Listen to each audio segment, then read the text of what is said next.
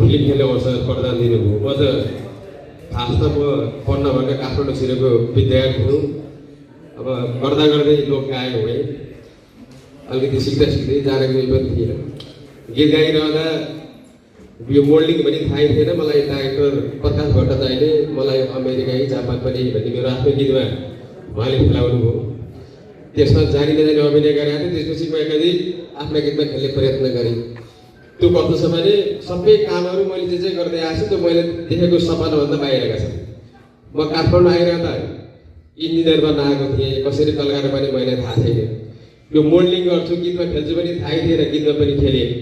यो गीत गाएर पैसा कमाइन्छ विदेश जान पाइन्छ पनि थाहा थिएन मलाई। यो गीत गाइरहँदा पछि थाहा पाएँ गीत गाएको कार्यक्रममा त पैसा पाइँदो रहेछ। विदेश पनि सिक्दै जान पाइँदो रहेछ।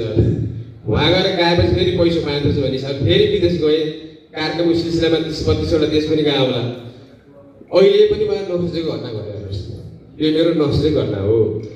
मलाई मेरो प्यार मित्र दुर्गा पौडेलले मलाई सुरुमा फोन गर्नुभएको थियो। अमरदेव सापकोटाको र रघुनाथ सापकोटाको फोन आउनु सक्छ एउटा फिल्मको कुरा छ भन्नुभयो।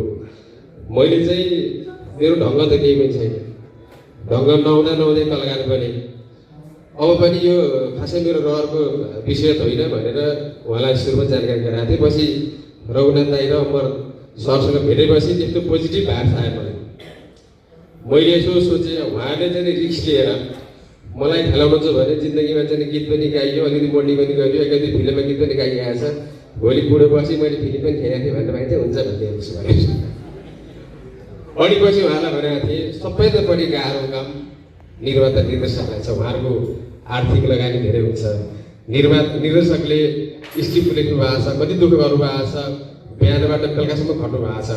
सबैभन्दा बढी उहाँहरू खट्नु भएको छ। सबैभन्दा बढी लगानी उहाँहरूको हुन्छ। हामी त गर भन्ने काम मात्रै गरिदिने हो। त्यही पनि हामीले सकेको कोसिस मेरो तर्फबाट अलिकति म कमेडी बेसका गीत गाउँछु। कमेडी सँगसँगै व्यङ्ग्य गर्ने मेरा विषयवस्तु रहन्छन् गीतमा। त्यही अनुसारको मलाई त्यहाँ पनि त्यस्तै खालको एउटा पात्र छ, भूमिका छ। त्यसले गर्दा पनि म गर्न सक्छु कि भन्ने आशा गरेको छु।